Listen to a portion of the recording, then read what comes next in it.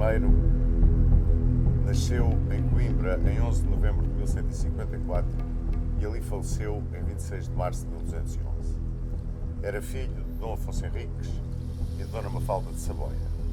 Subiu ao trono em dezembro de 1185, muito embora tenha começado a governar o reino, primeiro junto do seu pai e depois praticamente sozinho desde 1170.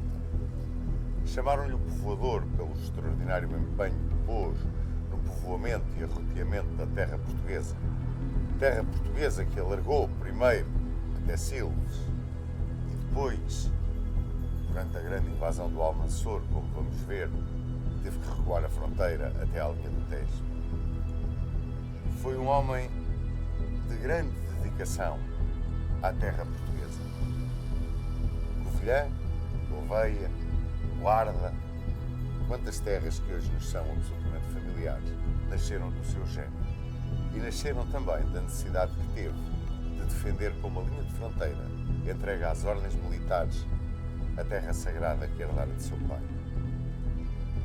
Foi um romântico, no fundo, um cavaleiro de lenda, um cavaleiro quase diria como os romances de cavalaria da Tábua Redonda.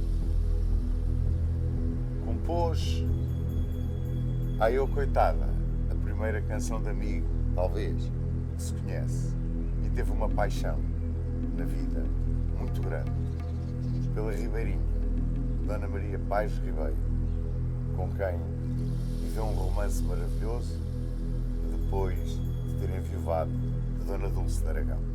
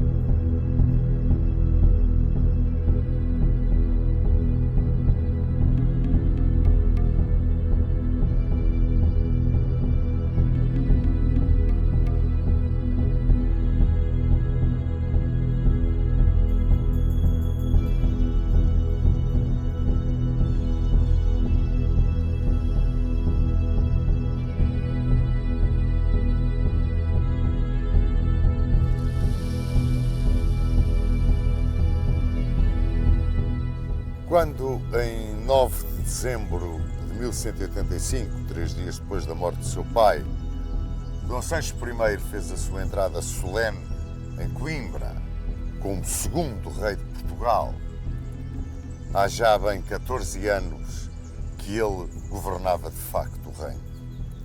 Isto porque a incapacidade em que tinha ficado Dom Afonso Henriques depois do desastre de Badajoz, a muita idade que já tinha, os achaques que o levavam tantas vezes às Caldas de Lafões, tinham forçado a que Dom Sancho tomasse conta das rédeas da governação. De qualquer forma, quando desde muito novo Dom Afonso Henriques o fez participar na administração do reino, seguia uma linha muito comum nas monarquias peninsulares de então e que vinha numa tradição desde as monarquias asturianas e leonesa, de dar ao sucessor do rei a força e o prestígio àquém e além fronteiras, para que depois fosse mais facilmente aceitado por súbditos e por vizinhos.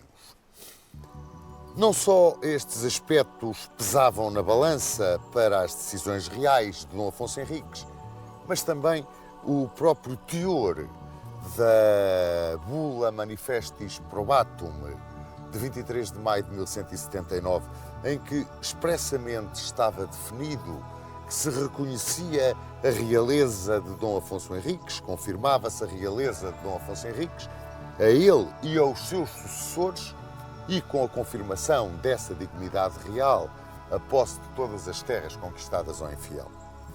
Assim, Dom Sancho assumia a realeza de um Estado que estava ainda numa fase de consolidação. Havia mais de meio século que Portugal tinha em Zamora ganho formalmente a sua independência.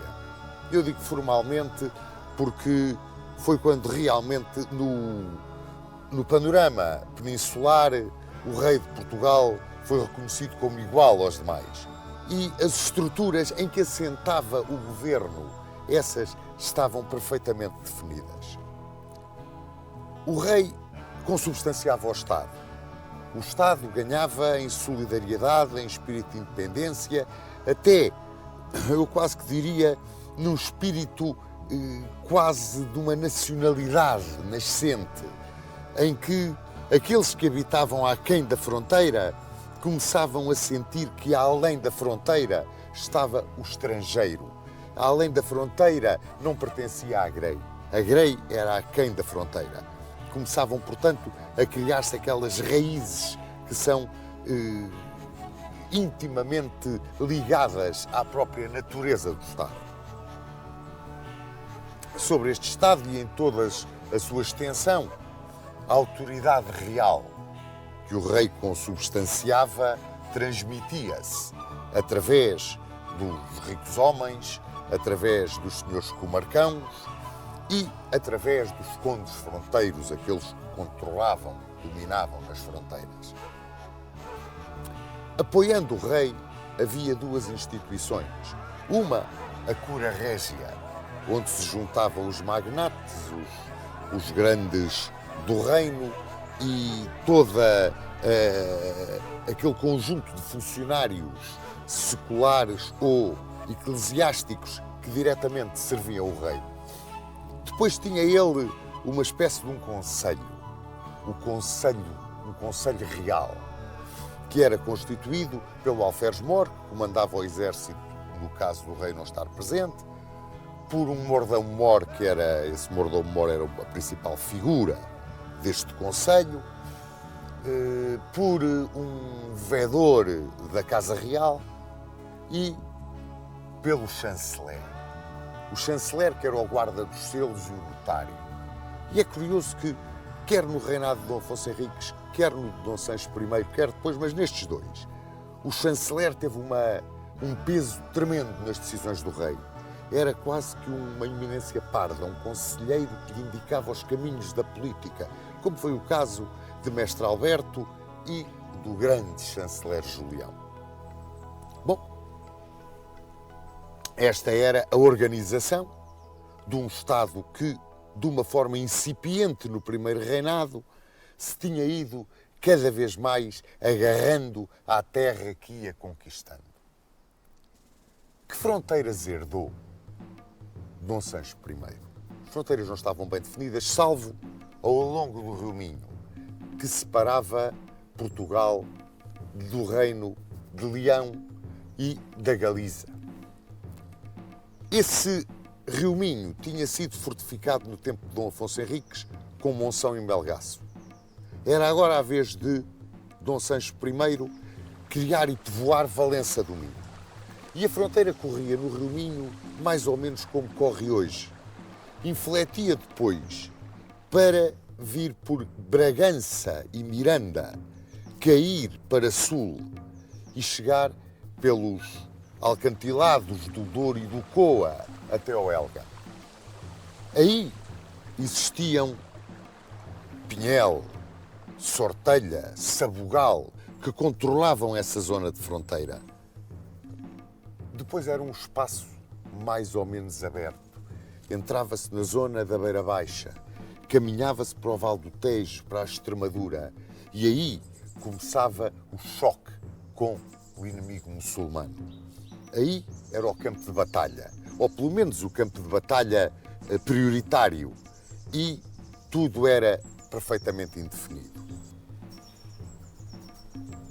A fronteira com o muçulmano era uma primeira prioridade de defesa, mas a fronteira com o leonês também era, e esta também não era bem definida.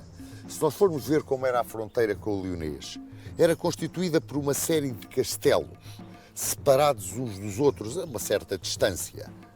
Depois, entre Portugal e Leão, havia uma terra de ninguém. E do outro lado, controlado, comandados pelos tenentes, pelos governadores dos castelos que defendiam a soberania leonesa, estendia-se também a linha de castelos de Leão. As populações de um lado e do outro, que se tinham mantido em paz, unidas, durante o tempo do Imperador das Espanhas. Agora, com a independência de Portugal, com o Reino de Leão, degladiavam-se, batiam-se frequentemente, mesmo quando os seus soberanos estavam em paz.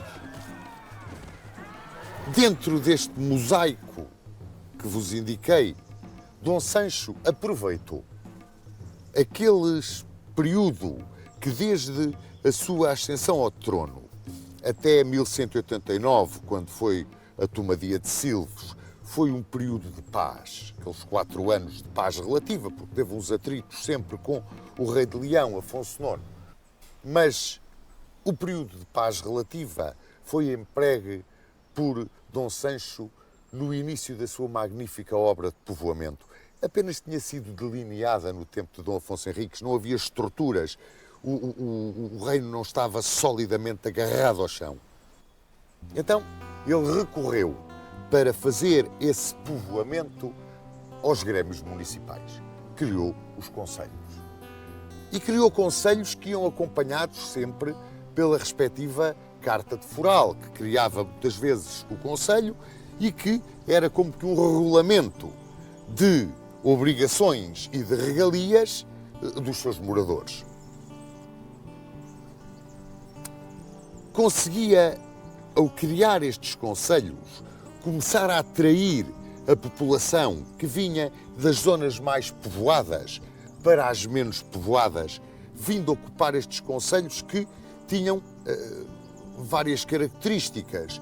Havia uns que eram os concelhos mais próximos das fronteiras em guerra, onde os seus habitantes gozavam de grandes regalias e tinham grandes isenções. Depois, aqueles mais para o interior, mais antigos, onde já estava mais cimentada a nacionalidade. Aí havia, por assim dizer, terras que pertenciam mais ao senhorio régio, ao senhorio dos grandes senhores, ao senhorio do clero. E aí as condições não eram tão boas. Havia também, e isto a título quase de explicação da formação da sociedade portuguesa, sai um bocadinho do âmbito de onde nós queremos bater, mas dando uma ideia de como ela era formada, já não era propriamente, embora com o clero, a nobreza e o povo e o rei no topo, a parte popular já não era tão estratificada. A existência dos homens livres, pela própria natureza da formação de Portugal, a existência dos homens livres, dos semiservos, era mais diluída. O homem livre, aquilo que se chamava o vilão, até por questões de defesa, era mais abrangente. Muito embora, pois, os escravos mouros existiam, claro. Mas estes homens livres que trabalhavam na terra dos senhores e eram pagos ou com uma parte substancial do seu trabalho, do trabalho que dedicavam à terra, eram pagos com parte desse trabalho, eram os tais enfiteutas, ou então recebiam em dinheiro o seu trabalho, eram os assalariados, recebiam o seu soldo. Estes homens constituíam grande parte da força militar do reino. Curiosamente, o estabelecimento do povoamento do reino por Dom Sancho permitiu que em Portugal aqueles que trabalhavam a terra eram aqueles que a defendiam. O bendito chão sagrado da pátria era arroteado pelos mesmos que o defendiam. Isto foi resultado até digamos, da pouca quantidade de população. Demograficamente, Portugal era muito fraquinho, não tinha uma grande população. E então houve necessidade para trazer para as zonas mais abertas ao inimigo, para as fronteiras que estavam em maior discussão, foi esta a política de Dom Sancho, trazer populações do interior. Muito embora a ideia de que os territórios tinham sido completamente armados, desertificados por mor da guerra, não é verdadeira.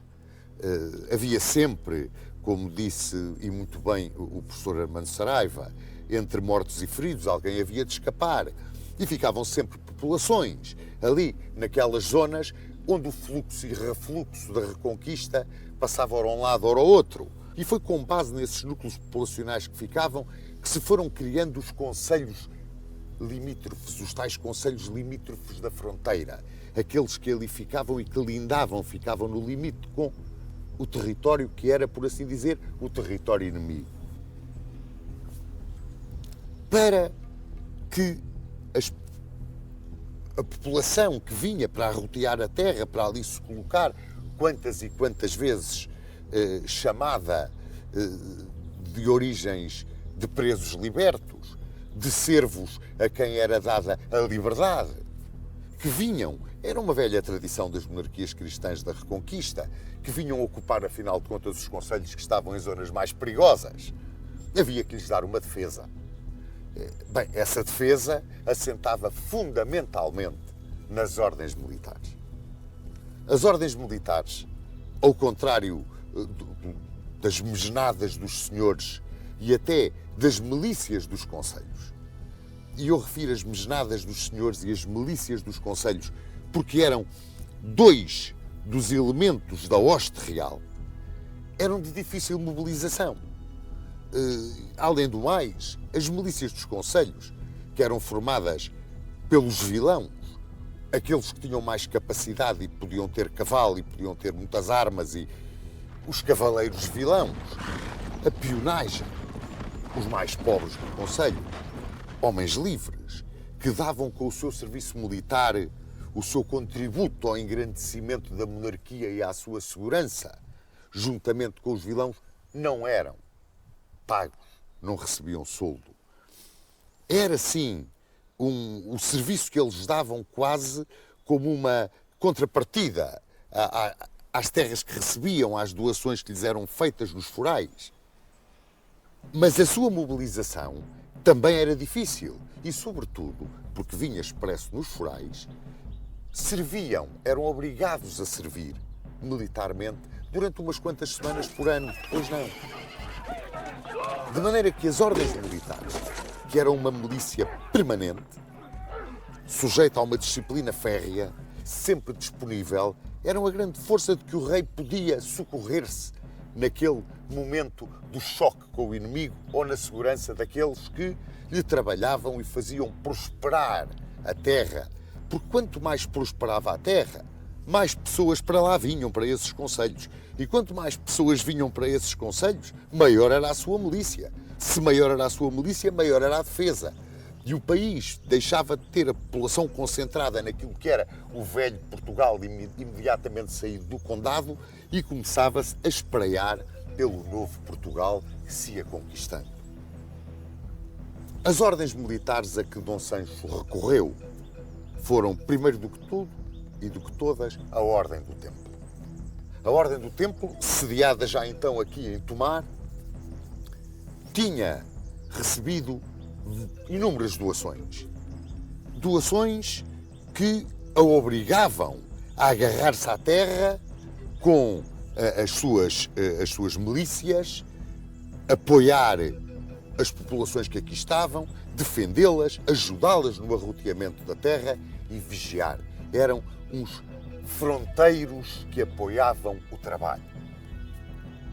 Estes templários receberam várias doações, como vos disse, pois Zézer e Daná Velha, Tomar, Almorol, Ega. Eram uma milícia com um espírito muito especial e um carisma muito especial, como vamos ver dentro em pouco. Outra das milícias que Dom Sancho I muito acarinhou foi a de Santiago de Espada. Os espatários de Santiago para aqui vieram em 1170 para Portugal.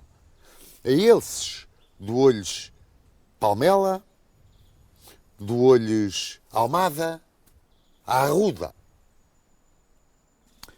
Outra das milícias, a milícia de Calatrava. A milícia de Calatrava, que um dia havia de ser a Ordem da Viz. Receberam de Dom Afonso Henriques Évora e Dom Sancho I deu-lhes Jurumanha, dava-lhes o serem os fronteiros do Alentejo. Mas também lhes deu terras em Mafra, em Santarém, em Lisboa. A mais velha de todas as ordens militares, a mais antiga, era a Ordem de São João do Hospital. Os hospitalários, aquela que com o andar do tempo foi a Ordem de Malta. Esses receberam terras no concelho de Mação e terras onde fizeram o castelo de Belver. Eram uma ordem que tinha também, como depois vamos ver, um espírito muito especial, um carisma muito especial. Temos assim, com base nas ordens militares, nos grêmios concelhios, no incremento do município, nos braços que trabalhavam a terra e que defendiam a grei, Dom Sancho conseguiu agarrar as raízes que serviram para que crescesse a árvore da nacionalidade portuguesa. Foi grande a obra de Dom Sancho. Foi verdadeiramente extraordinária e devemos-lhe muito da identificação que o povo português sempre teve com a sua terra. E mais, a grande união que houve entre a instituição municipal e a coroa. Essa grande união entre a instituição municipal e a coroa, que permitiu à coroa, com base no povo, controlar e estar sempre por cima, ou quase sempre na história de Portugal, do clero e da nobreza, foi um elemento fundamental para a identificação e a manutenção da independência nacional.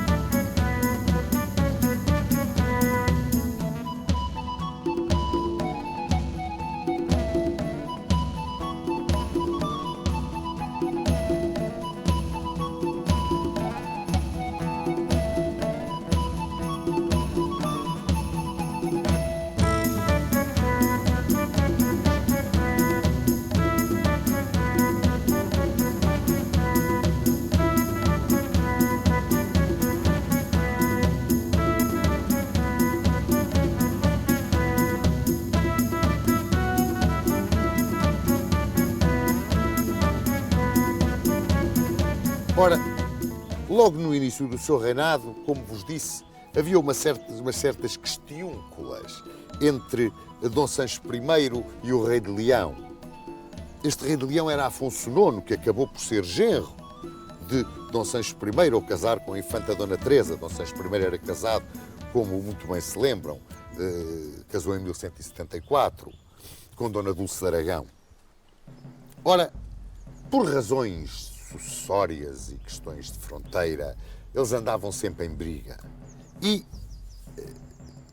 nesta altura, precisamente ao chegar ao fim dos anos de 1187, 1186, ali naquela altura em que Saladino aparecia em grande força na Terra Santa. Nós estávamos envolvidos num conflito em que entrava Afonso VIII de Castela e em que entrava Afonso IX de Leão e aquilo não estava ali muito em paz.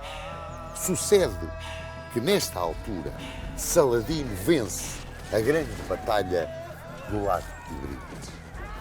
E na grande batalha do Lago de Tiberíades capturou Guido Lusignan, capturou o Santo Lenho, parte do madeiro onde tinha sido crucificado Cristo, e preparava-se para conquistar Jerusalém, o que aliás fez.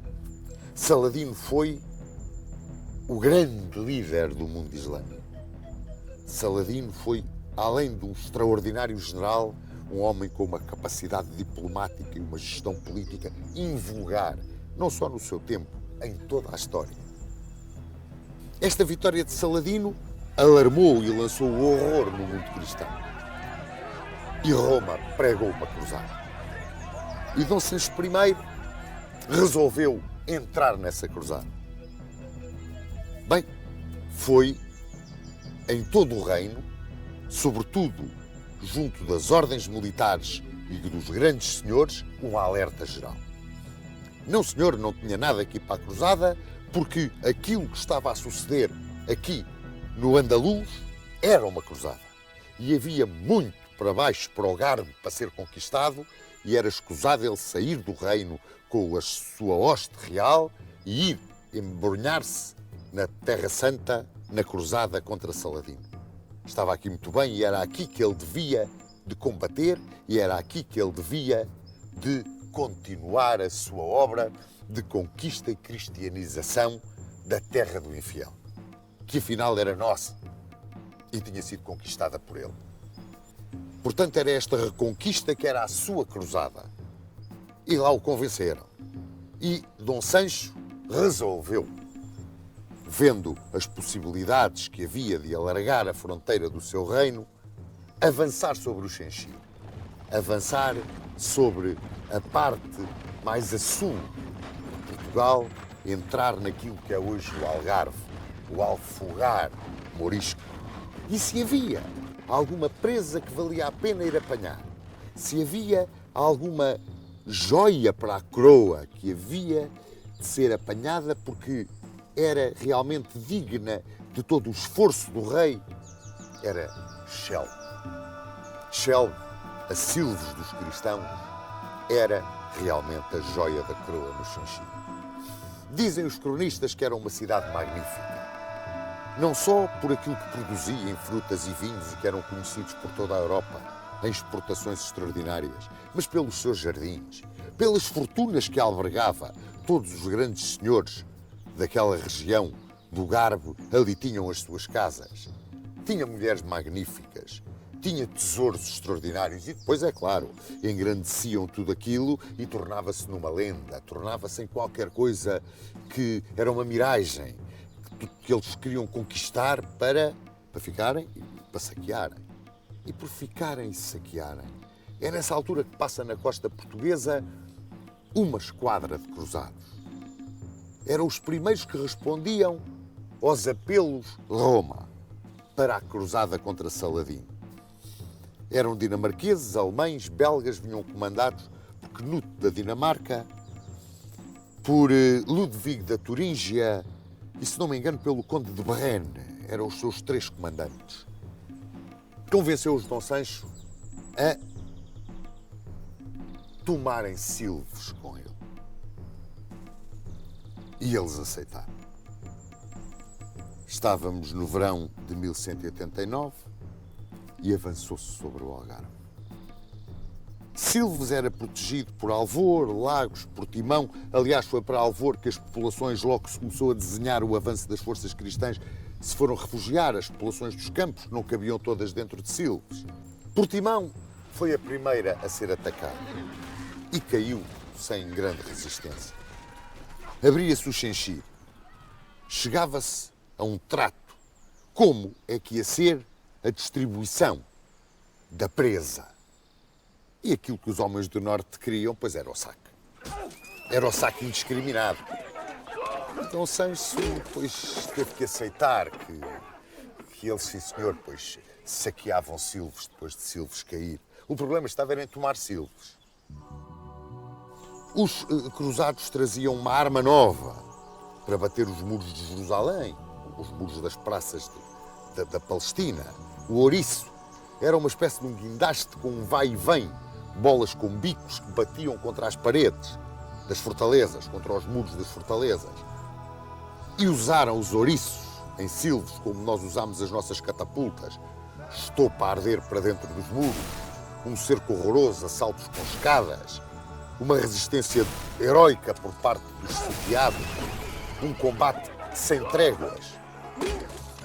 Quando um daqueles grandes senhores de Silves saiu para se render, disse que a situação dentro dos muros era desesperada, a sede era horrível.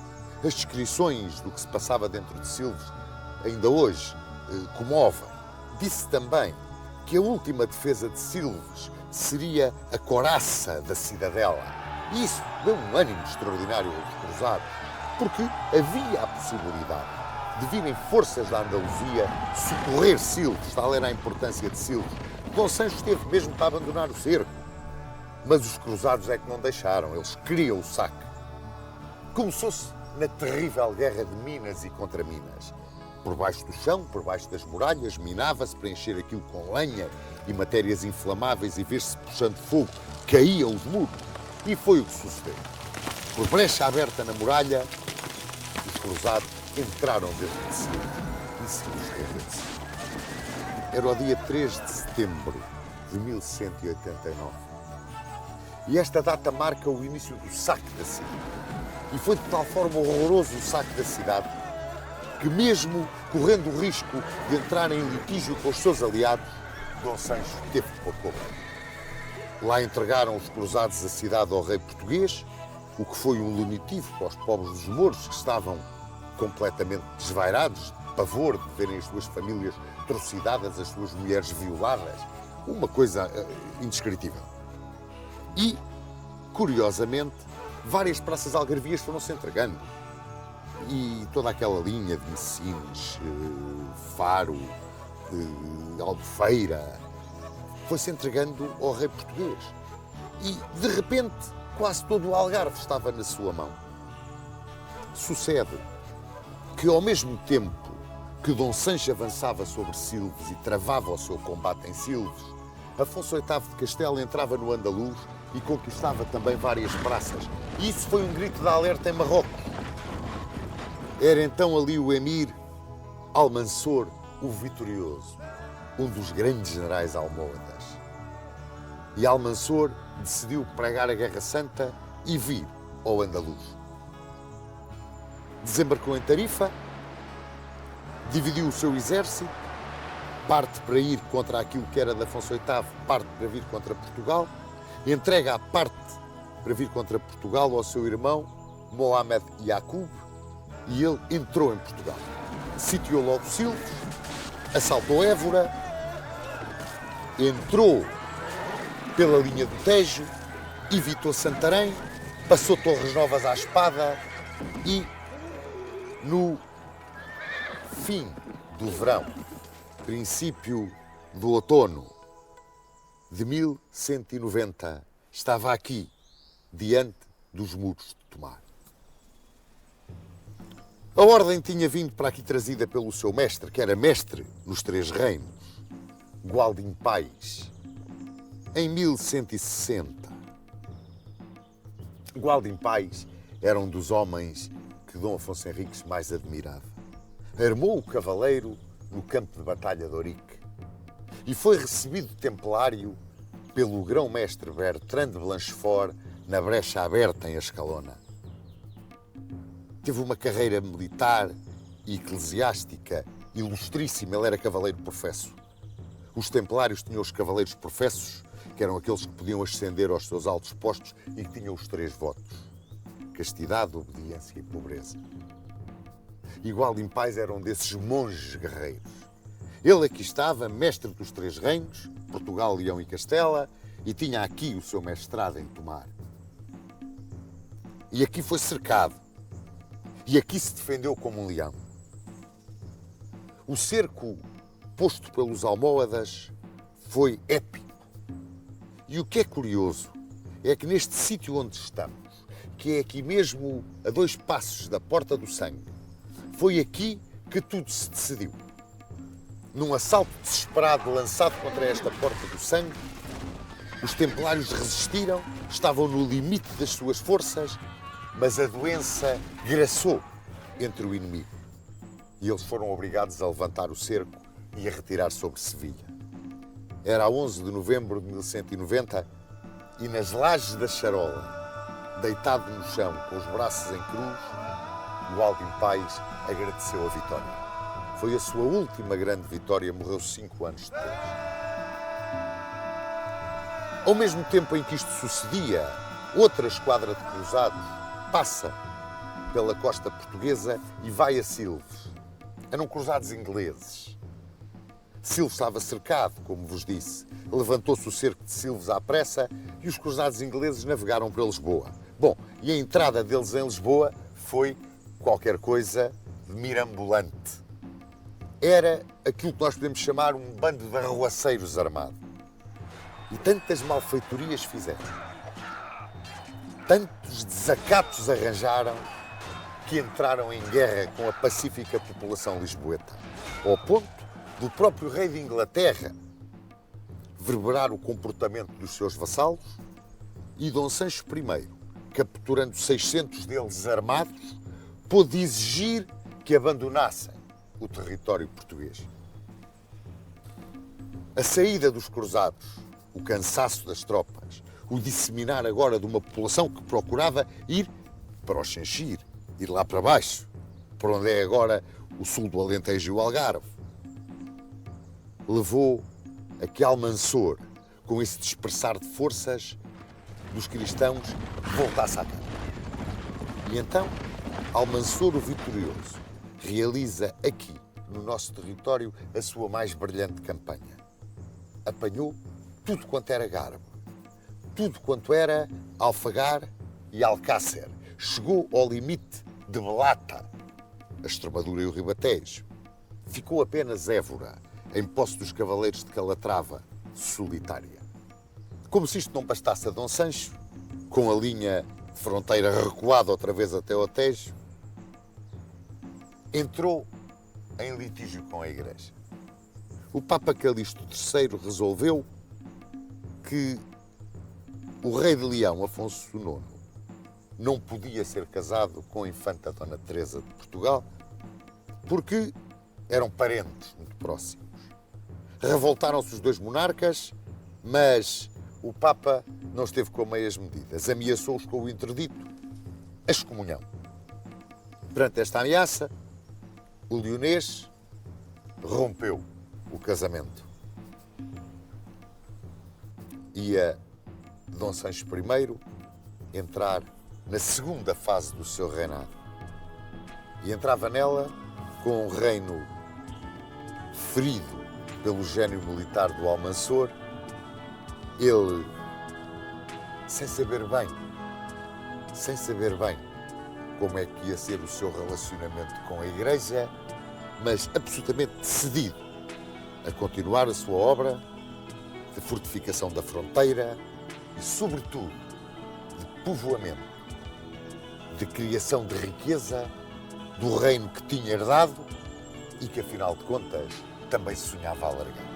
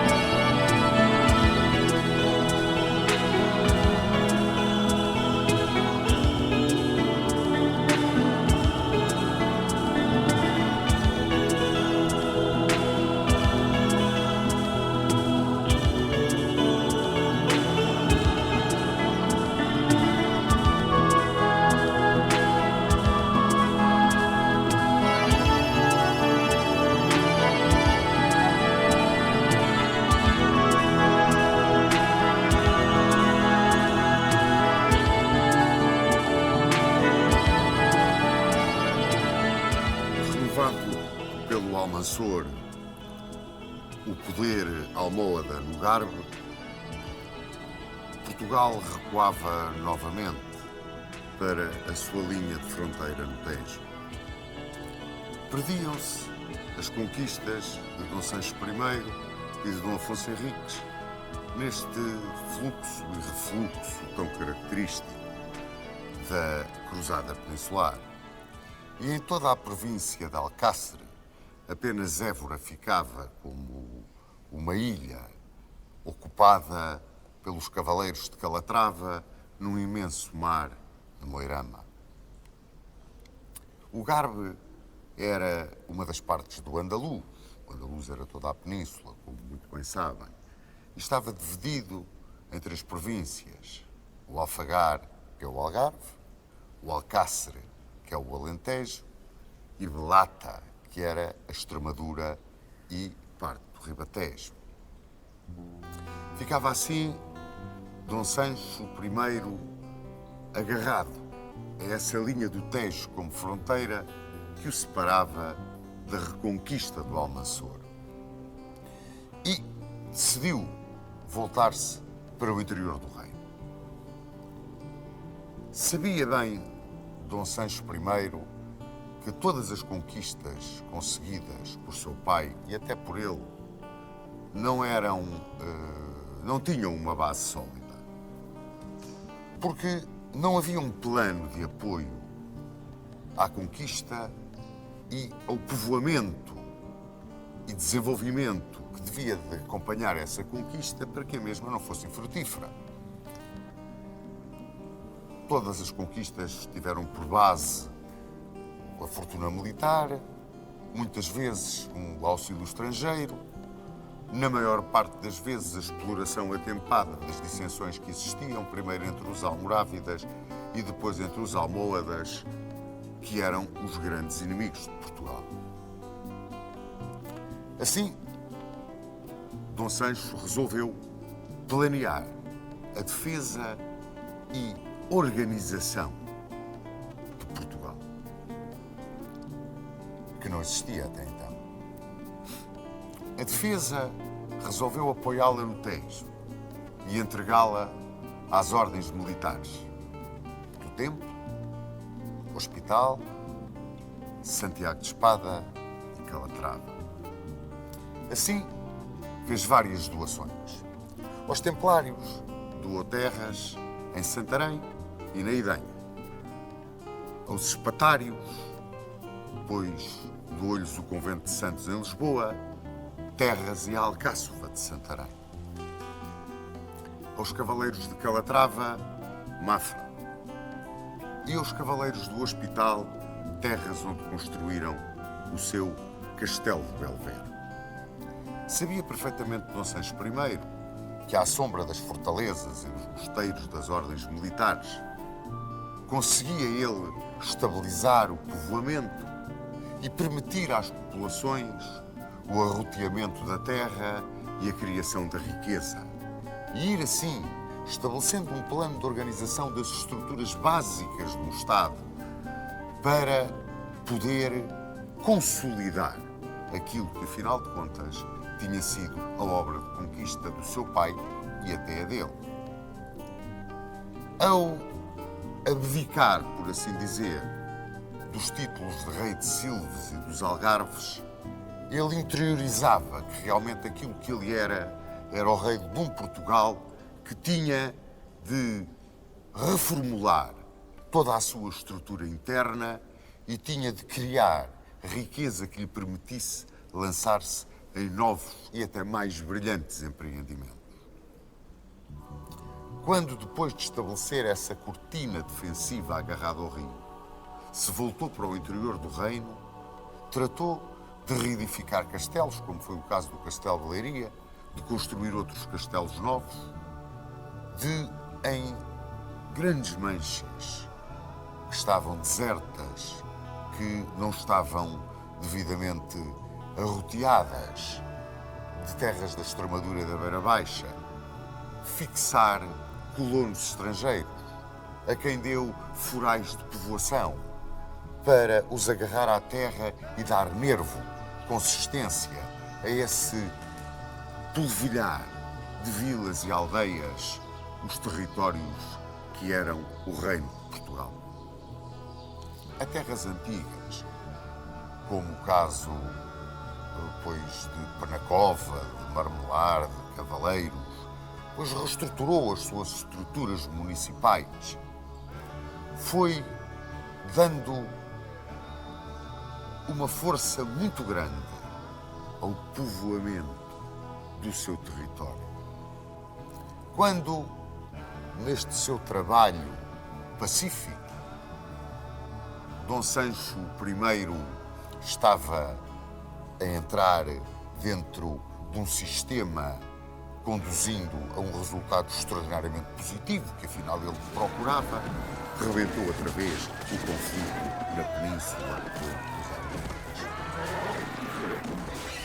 O rei de Castela, Afonso VIII, que era irrequieto, resolveu invadir a Andaluzia.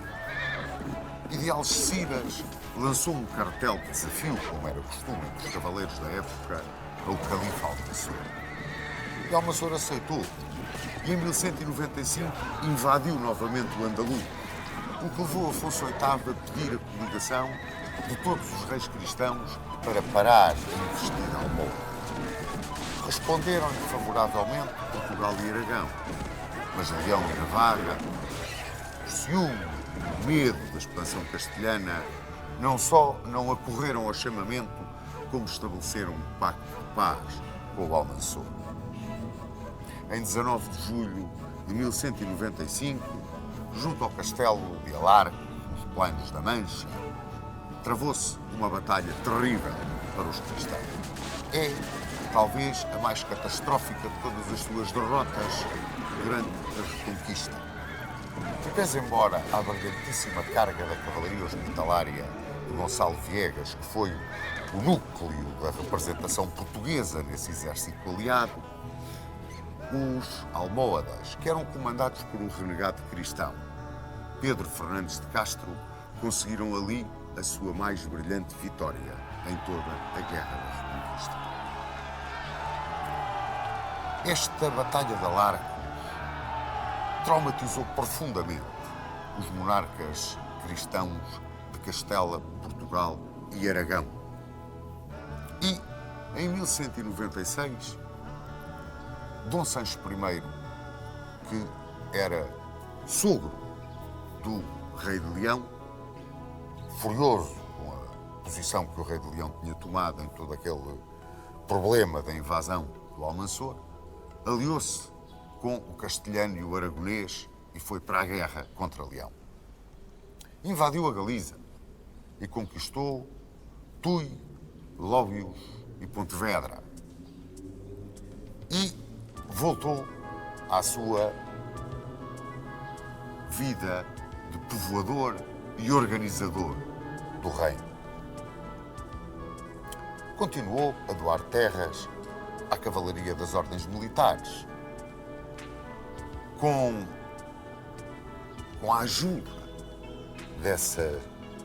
dessas ordens militares, estabeleceu, além da cortina defensiva, uma espécie de zona tampão, onde o povoamento se ia incrementando e para onde ia chamando populações vindas de outros territórios já perfeitamente consolidados dentro da Reconquista cristã. Em 1198, mais ou menos 1197, 1198, pensou em construir uma forte cidade na fronteira leonesa. E nasceu a cidade da Guarda, para onde ele depois passou tudo quanto era organização religiosa e administrativa da Idanha para a Guarda. Tornou a Guarda numa cidade extraordinariamente importante. Era uma âncora na fronteira de Leão e bem precisava dela, porque pouco depois o leonês resolveu invadir Portugal. Invadiu Portugal e entrou cercou Bragança, entrou por trás dos montes, cercou Bragança. Houve uma série de combates com o exército português e a campanha agravou-se para as forças portuguesas que, muito perto de Ciudad Rodrigo, foram derrotadas. O que fez com que Dom Sancho perdesse as praças que tinha conquistado na Galiza. E acabava assim, não só o sonho galego de Dom Sancho I, mas também o sonho galego que ele tinha herdado de Dom Afonso Henriques. Esse sonho, bem se recordam, Afonso Henriques tinha de ir para Além-Minho. Acabava a sua vida de guerreiro e abdicava dos seus sonhos de Além-Minho e Além-Coa para se virar definitivamente aos 45 anos para o interior do seu território.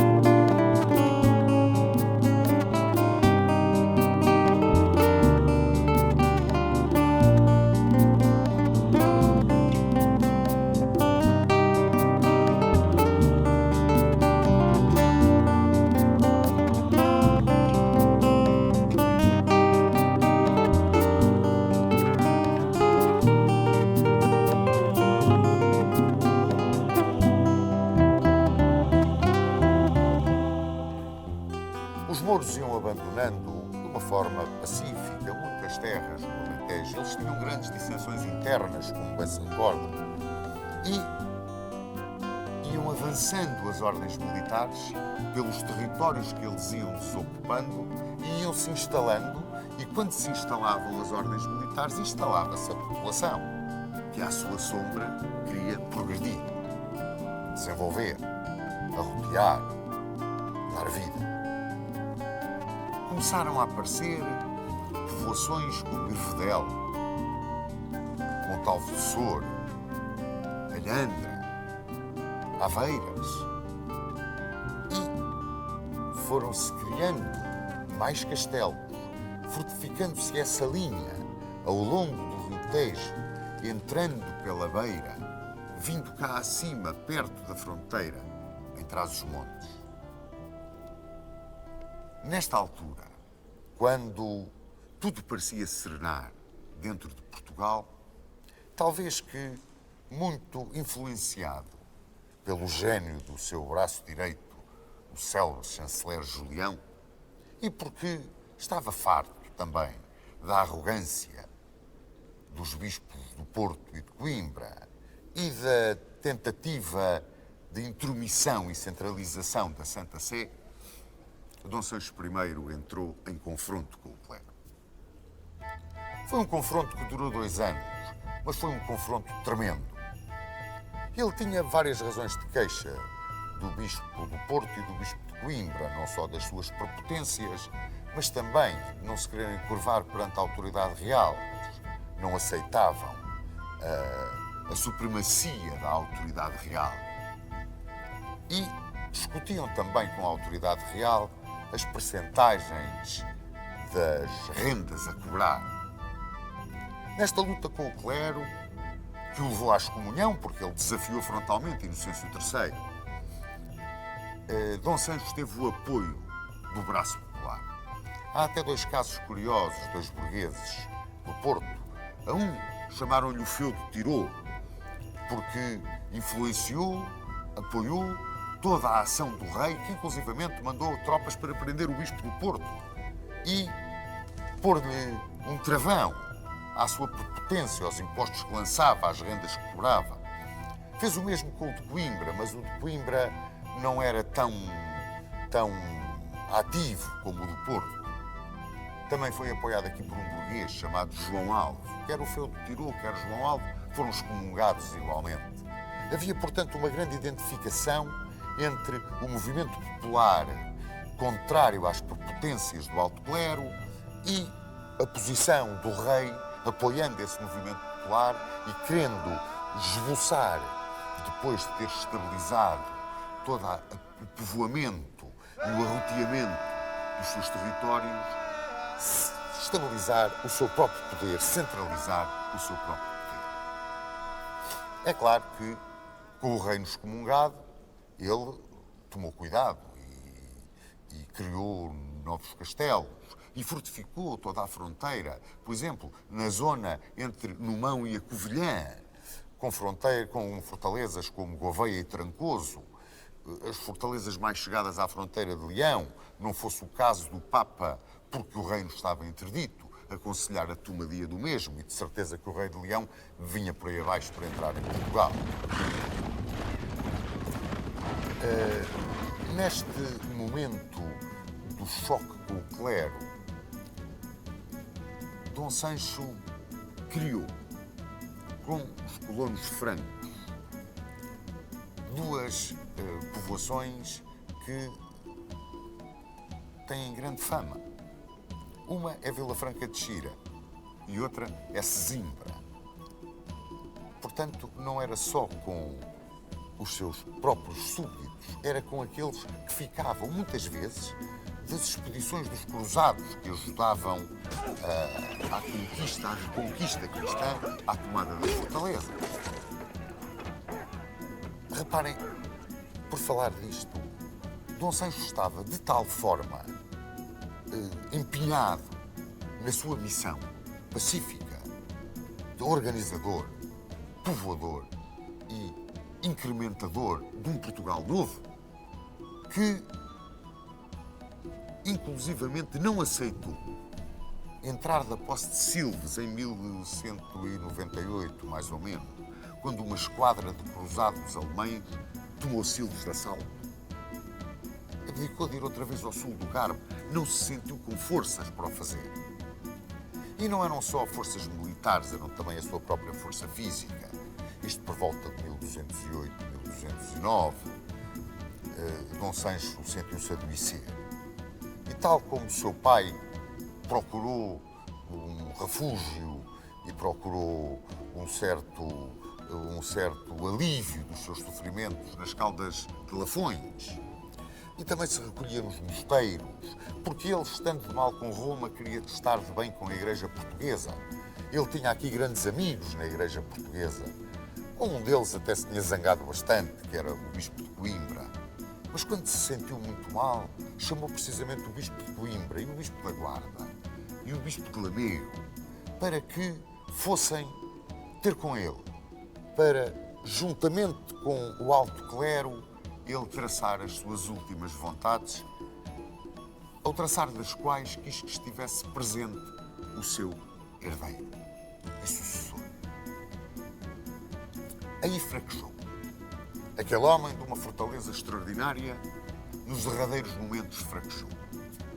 Não só com medo do além, que era uma coisa que naquela altura era muito mais marcante do que hoje, embora hoje também exista, mas quis-se pôr de bem com o clero. E, através de doações que fez, quer ao alto clero, quer à alta nobreza, sobretudo aos seus filhos, ele quis tranquilizar o seu espírito e morrer em paz com Deus.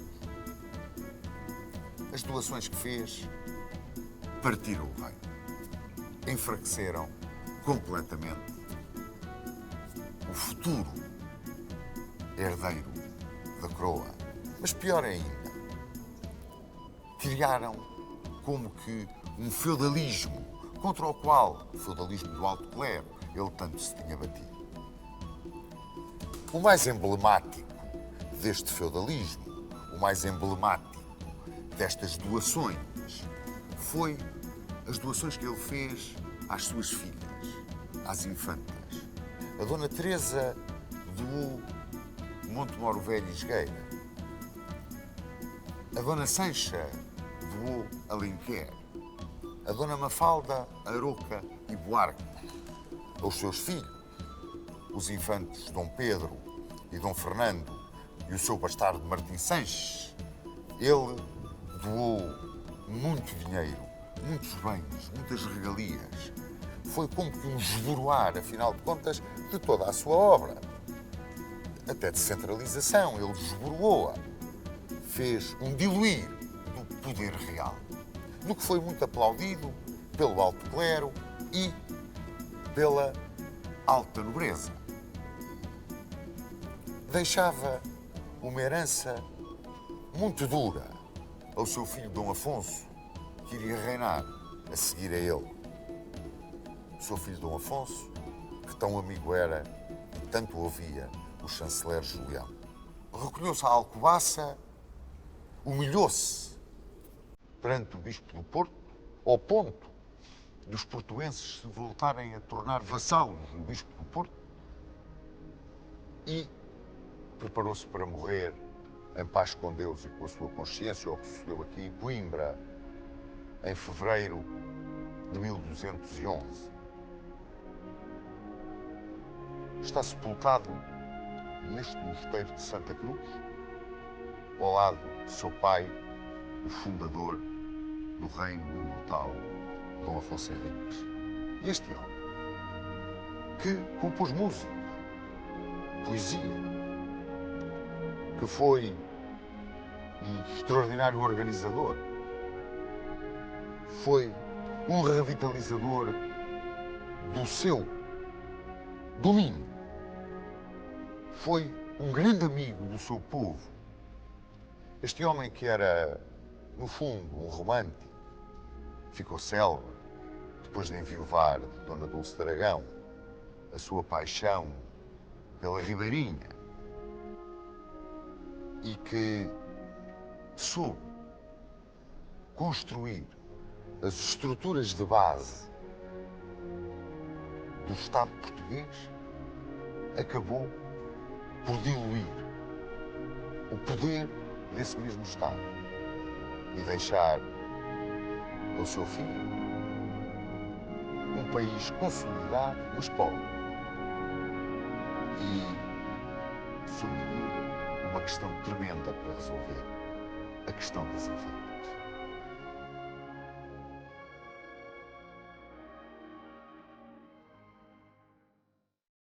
Eu gostava que o João Duarte nos desse a sua opinião sobre o reinado deste homem, muitas vezes muito maltratado, mas Dom Sancho I foi realmente, na sua opinião, o monarca marcante ou foi o monarca, digamos, quase que viveu na sombra da glória do pai? Ficou um pouco na sombra da glória do pai, isso era inevitável. Por outro lado, eu tenho uma opinião um pouco divergente da maior parte dos historiadores hoje em dia, no sentido em que, se é importante conhecer a verdade histórica dos factos, é também importante não gastarmos tanta energia, tanto tempo a querer desfazer os mitos, sobretudo os mitos positivos, mitos fundacionais do país. Não é?